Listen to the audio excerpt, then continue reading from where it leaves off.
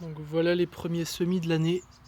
Alors c'est surtout des salades, un peu de persil, du chou, les tomates ici. Et ça c'est pour les courgettes. Je viens de les planter. Sinon le printemps est déjà bien avancé. Les kiwis que je vais faire grimper sur la pergola sont bien en feuilles. Le romarin rampant a déjà fleuri.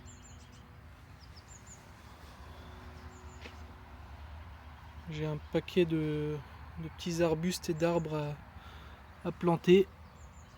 J'attendais que les dernières gelées soient passées. Enfin, pas les dernières gelées, mais les dernières grosses gelées. Les -5.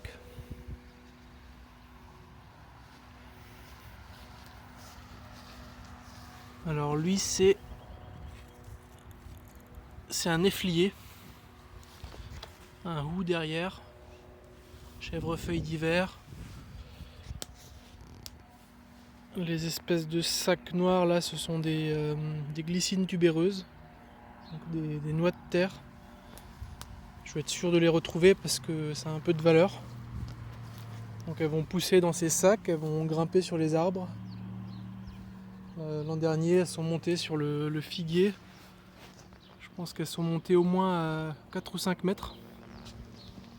Et après, je vide le sac et je récupère les tubercules. Ça, c'est un goji. Et après, la haie de grosillier.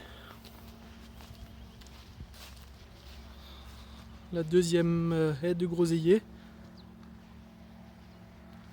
Sinon, bon, les arbres fruitiers ont bien fleuri déjà, les pruniers surtout. Ça, c'est ma prairie fleurie avec 3 petits arbres fruitiers nains. Les 2 premières buttes dont je ne me suis pas occupé depuis presque un an. Sur celle-là, j'ai oublié de sortir les gousses d'ail l'an dernier. Et donc maintenant, j'ai beaucoup d'ail qui poussent. Je ne sais pas si j'arriverai à les récupérer parce que ça doit être très serré là-dessous. Mais bon, je pense que je peux faire une belle récolte. Là, j'ai planté le maïs très en avance en essayant avec un tunnel. Ça, c'est une sauvage. C'est une vivace comestible, mais je me rappelle plus de son nom. Et ça, c'est la dernière butte. Donc pour l'instant, il n'y a que des engrais verts dessus, à part un goji au milieu. Là, les 2 grandes tiges, les 3 petits paquets de tiges dans le fond, c'est des miscanthus. Les 2 grands, c'est des miscanthus géants. C'est leur 2e année, donc je pense qu'ils vont commencer à faire beaucoup de tiges cette année. Ça, c'est un chèvrefeuille d'hiver, un sophora du Japon par là.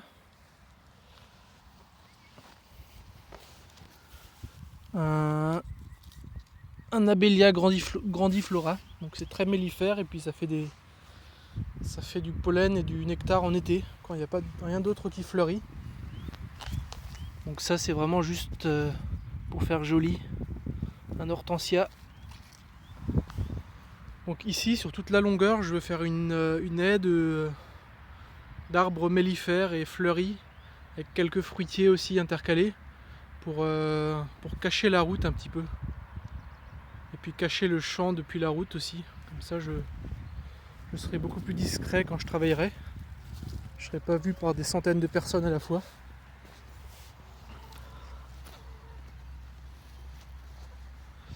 On va aller vers la serre.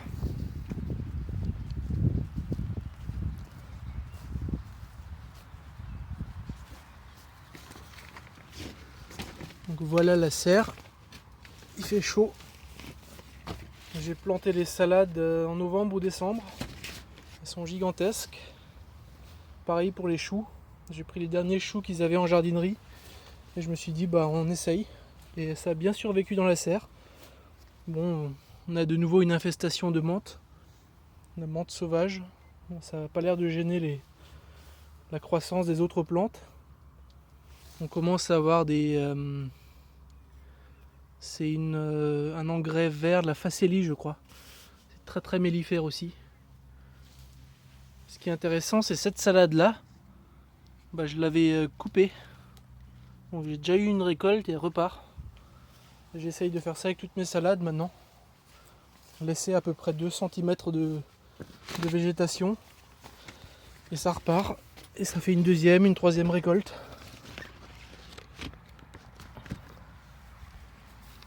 Ici la rhubarbe. Je pensais pas la revoir celle-là parce qu'elle avait bien disparu. Et j'en ai mis 5 ou 6 dans tout le terrain. J'avais fait beaucoup de semis. Il n'y en a qu'une seule qui est ressortie pour l'instant. Ça c'est un paquet de 3 érables du Japon que j'ai acheté tout petit et qui feront un joli buisson. Ça c'est les fèves, donc elles ont survécu à la vague de froid. Je pense les sélectionner pour faire des fèves résistantes. Il y a une nouvelle génération de fèves aussi que j'ai plantées au printemps. Ça sera pour la consommation. Alors les bouts de bois qui sortent du sol, ça indique l'emplacement des asperges. C'est quelque chose de nouveau que je vais essayer cette année. Donc je cherche beaucoup à faire des vivaces pour pas trop avoir à m'en occuper. Ici j'ai fait des semis de diverses choses qui sont pas encore sorties. On voit un peu les fèves par là-bas. Ça sera les carottes surtout. L'ail est bien sorti, les oignons aussi. Enfin, les oignons c'était des plants du commerce, donc ils seront pas morts déjà, c'est pas mal.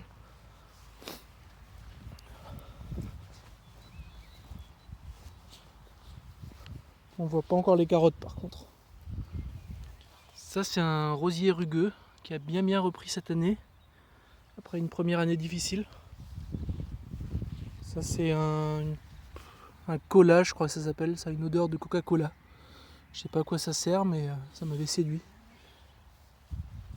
Ça c'est des poules. Il y en a une qui est grise par exemple. Bon, encore une ornementale mellifère. Ça c'est un bambou non traçant, un deuxième ici. Je dois les protéger un peu des canards parce qu'en hiver ils mangent tout ce qui est vert. Donc même du bambou quand il n'y a rien d'autre à manger. Bon, ça c'est une haie de framboisier, j'en ai que 2 pour l'instant. Avec des fils pour les tutorer. La mare est bien vide maintenant. Et les canards m'en ont rempli la moitié de boue. J'avais essayé de l'imperméabiliser avec l'action des canards et ça a un peu trop marché. Enfin, ça n'a pas tellement marché vu que ça s'est vidé, mais en tout cas elles ont bien remué la boue comme prévu. Une autre butte qui était directement à côté de la mare, donc c'était pratique de transvaser la terre. Et là j'ai mis surtout des choses mellifères aussi, mais j'ai balancé mes derniers sacs de grains en fin d'année, de semences. Donc il reste de la mâche. Et j'ai installé des myrtilles, des goji, tout ce qui veut avoir les pieds au sec un petit peu. J'ai mis des fraisiers aussi. Je sais pas encore trop ce que je vais mettre sur cette butte, mais je vais continuer à mettre des choses. Donc ça c'est les fruitiers que j'ai plantés en décembre. Donc ça c'est un mûrier. Là-bas j'ai des pruniers, des pommiers, des assiminiers, un châtaignier dans le fond, des noisetiers là-bas.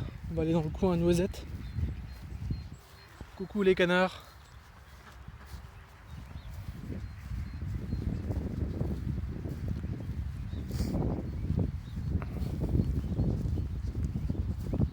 Voilà les noisettes. Une noisette pourpre. Ça doit être une noisetier géant des Halles, merveille de Beauvillers et une Coxford. C'est la première à vraiment repartir, la Coxford. Donc plantée en décembre. Ça c'est de l'aubépine je pense. C'était déjà sur le terrain quand je suis arrivé. C'est joli. Ça sert pas à grand chose mais je pense que ça doit plaire aux abeilles. Ça c'est un arbre qui n'en finit pas de mourir. L'an dernier il m'a pas fait de fruits donc j'ai pas de certitude mais ça doit être un pommier. On verra cette année s'il me fait des pommes. Mais le tronc est complètement mort, les branches sont mortes, elles tombent au sol là. On va le laisser mourir le temps qu'il faut. Ça fera un abri pour divers oiseaux et insectes. Ça c'est un petit érable, un érable d'Italie. C'est les premiers à fleurir dans la montagne là-bas en début d'année. Donc c'est une bonne source de pollen pour les abeilles en début d'année. Donc ça c'est le châtaignier. Ça c'est un prunus ou un... Non c'est un... Je sais plus. Ouais si c'est un prunus. Mais c'est censé faire des fruits un peu astringents mais comestibles. Ça c'est mes saules, églantiers. Un autre saule. Ça c'est un arbousier. Encore du saule. Noisetier. Amélanchier ovalis. Ça doit être de la Mélanchier canadensis. Lui c'est un cornouiller officinal. Ça n'a pas de nom. Ça doit être un cornouiller aussi je pense. Un petit châtaignier qui donne pas encore de signe de vie cette année. Bon, ma principale haie de framboisier. Ça a bien donné l'an dernier pour leur première année, donc j'ai bon espoir. J'ai mis des groseilliers un peu partout. J'ai mis des amélanchiers un peu partout. Et le long de la haie ici, j'ai mis beaucoup de saules marceaux aussi pour le pollen et le miel. Ça doit être un efflier commun aussi.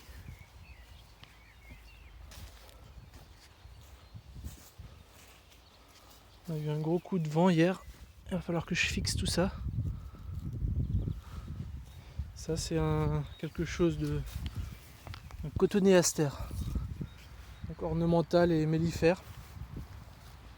Ça c'est un hêtre que j'ai amené d'Alsace. Il est resté longtemps hors sol avec les racines nues, donc je ne sais pas encore s'il va reprendre. De toute façon je ne vais pas pouvoir le garder longtemps, ça devient très très grand ça. Et peut-être que le sol ne leur plaît pas. Ça c'est un cornouiller officinal. Quelque part j'ai un cornouiller mâle mais je ne le retrouve plus. Il doit être par là-bas.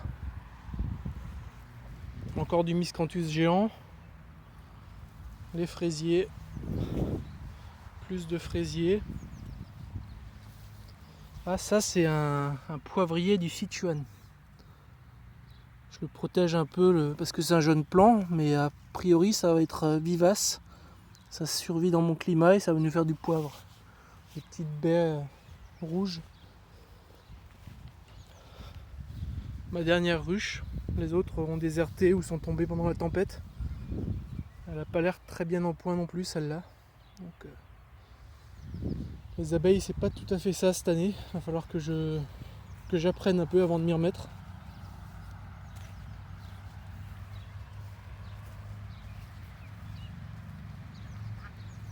Voilà, un arbre à miel là-bas. C'est un arbre qui fait de très très belles fleurs au milieu de l'été. Donc ça c'est ma ronce avec des branches mortes, donc ça fait une espèce de forteresse imprenable. J'espère que ça va attirer toutes sortes de bestioles. Les auxiliaires du jardin. Ça c'est un buisson qui me semble être un mirabellier sauvage. Il a fait exactement 3 fruits l'an dernier. Cette année il était couvert de fleurs, donc je croise des doigts pour que ça donne quelque chose. Et sinon il servira de tuteur à kiwai. Ça je viens de le mettre en terre hier.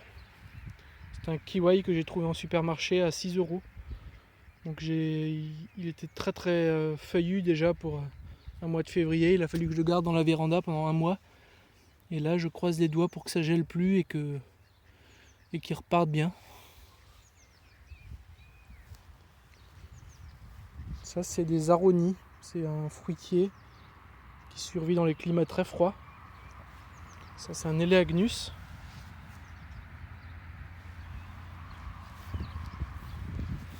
Et ici j'ai un cerisier que j'ai acheté en promotion. Et à la sortie de l'hiver, j'ai vu que toute l'écorce s'est fait bouffer au pied, donc il est mort. Je pense qu'il va falloir que je protège mieux mes arbres pendant les vagues de froid parce qu'apparemment les souris aiment ça. Ou les lapins.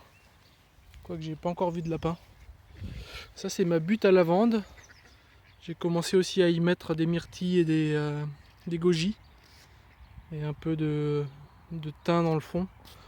Donc ça c'est surtout pour le côté mellifère aussi. Le cerisier. Alors lui il a fait des bons fruits l'an dernier, mais on est parti en week-end. Et au retour du week-end il n'y avait plus aucun fruit. Donc faut faire la course avec les oiseaux. Ça c'était mon premier poulailler. Il a survécu à la tempête même s'il a fait quelques culbutes. Mais j'ai fabriqué mieux depuis, donc pour l'instant il ne sert pas. Il servira plus tard quand il y aura des petits poussins, je pense. Ça c'était mon premier espèce de tracteur à poules. Il a bien souffert pendant la tempête aussi et j'ai commencé à le démonter pour récupérer le grillage. Alors c'était une idée, je dirais pas que c'était une mauvaise idée, mais je pense que je referai plus la structure en PVC. C'est vrai que c'est plus facile si vous n'êtes pas doué en travail du bois, mais bon, ça se tord, ça casse au niveau des joints assez facilement. Et puis ouais, j'ai un grand jardin et mine de rien, le plus simple c'est de faire une belle clôture électrifiée. Ça protège les poules, c'est très facile à déplacer.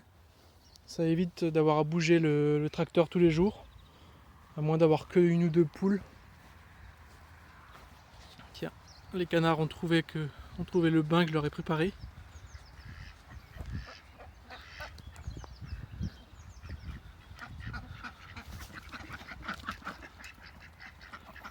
Donc ça c'est le nouvel abreuvoir. Bon, il a fait tout l'hiver déjà, mais j'en suis très content. Il faut quand même le nettoyer tous les matins parce que les canards arrivent à salir l'eau en rien de temps. Mais bon, il n'y a qu'à vider, passer un coup d'éponge et ça se renouvelle tout seul. Il faut le re-remplir une ou deux fois par semaine. Donc ça c'est